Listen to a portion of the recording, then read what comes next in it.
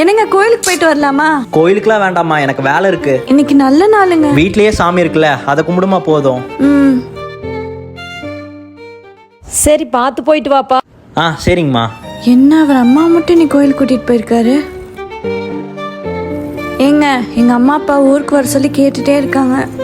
போலாமா, தீபாவளி வருதுல, அப்போ போய்க்கலாம். ஓ, ஏய் எங்கம்மா கிளம்புற? நான் எங்க அம்மா வீட்டுக்கு போயிட்டு வரேங்க.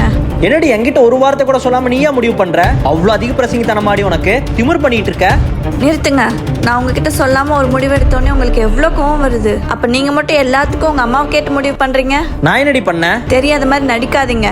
எப்ப நம்ம லைஃப்ல உங்க அம்மாவை கேட்டு முடிவு பண்ண ஆரம்பிச்சிங்களோ அப்பவே எல்லாம் மாறிடுச்சு. கோயிலுக்கு அவ வந்தான்னா வீட்டு வேலையெல்லாம் யார் செய்யறது? சும்மா எதுக்குடா இப்ப போயிட்டு, தீபாவளி வருதுல அப்ப போய்க்கலாம். இல்லன்னா மாமியா வீட்டுல உனக்கு கெத்து போயிருண்டா.